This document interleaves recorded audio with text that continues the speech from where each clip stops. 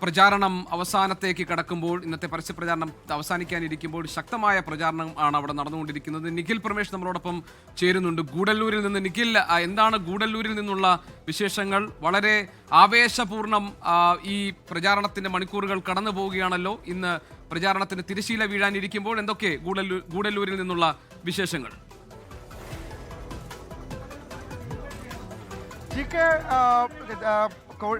കേരളത്തിലെ വലിയ തെരഞ്ഞെടുപ്പ് ചൂടിനിടയിൽ നമ്മൾ ഗൂഡല്ലൂരിലേക്ക് എത്തിയപ്പോൾ രാവിലെയൊക്കെ നല്ല കാലാവസ്ഥയായിരുന്നു, അതായത് നല്ല തണുപ്പൊക്കെ ആയിരുന്നു. ഇപ്പോൾ വീണ്ടും കേരളത്തിലേതിന് സമാനമായ തരത്തിലുള്ള ചൂട് ഇവിടെയൊക്കെ ഉണ്ട്.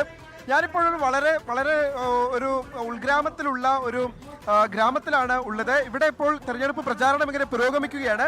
കേരളത്തിലേതിന് സമാനമായ തരത്തിൽ ഫ്ലക്സുകളില്ല, ബോർഡുകളില്ല, അങ്ങനെ യാതൊരു പരിപാടികളുമില്ല.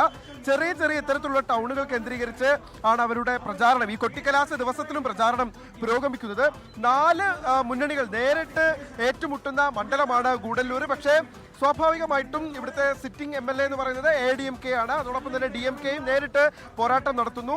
NTKയുടെ കാർത്തിക് ആർ, TVKയുടെ ദീപക് സായി കിഷോർ എന്നിവർ തമ്മിലാണ് ഇത്തവണത്തെ പോരാട്ടം. നമുക്ക് ഇവിടുത്തെ ആളുകളോട്, വോട്ടർമാരോട് സംസാരിക്കും. ഇവിടെ എത്തി നോക്കുമ്പോൾ ഒരു കൗതുകം, GK എല്ലാവരും മലയാളികളാണ്, അല്ലെങ്കിൽ ആളുകൾക്കൊക്കെ ഇവിടെ DMK ADMK നാം തമിഴ്നാട് കക്ഷി സ്ഥാനാർത്ഥിയായ പൊൻ ജയൻസിൽ ജയിക്കും, ഉറപ്പായ കാര്യമാണ്. DMK ഈ മണ്ഡലത്തിൽ വലിയ ആത്മവിശ്വാസം പ്രകടിപ്പിക്കുന്നു. DMK ആത്മവിശ്വാസം അങ്ങനെ വലിയ പറയാൻ മാത്രമൊന്നുമില്ല. എന്നാലും നമ്മളെ ADMK ജയിക്കുമെന്നാണ് പറഞ്ഞത്. നമ്മൾ ഏത് സമയത്ത് വിളിച്ചാലും നമ്മളെ സ്ഥാനാർത്ഥി ഓടി വരും, ഏത് മൂലമുടുക്കിലും ഓടിയെത്തും.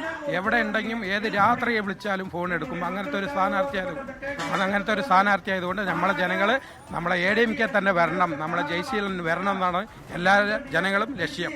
TVK ഇവിടെ എന്ത് ചലനം ഉണ്ടാക്കും? TVK വലിയ മാറ്റങ്ങളൊന്നും വരുത്താൻ പോണില്ല. എന്താ വെച്ചാൽ ഇവിടെ മാക്സിമം ADMKക്കാണ് വോട്ട്.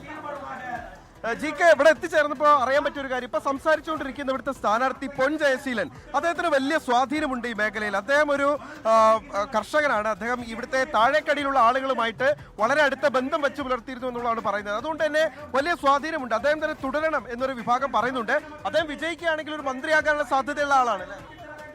പൊൻ മന്ത്രിയാകാൻ സാധ്യതയുണ്ട്.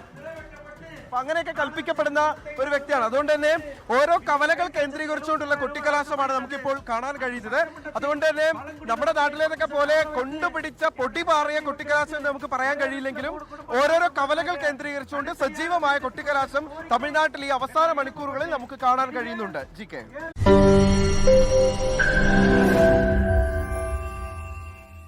ലോകത്തെവിടെയായാലും ഏത് സമയത്തും 24 വാർത്തകളും ഓഗ്മെന്റഡ് റിയാലിറ്റി പാക്കേജുകളും എക്സ്പ്ലെയിനറുകളും വിശദമായി കാണാൻ ഞങ്ങളുടെ YouTube ചാനൽ നിങ്ങൾക്ക് സബ്സ്ക്രൈബ് ചെയ്യാം.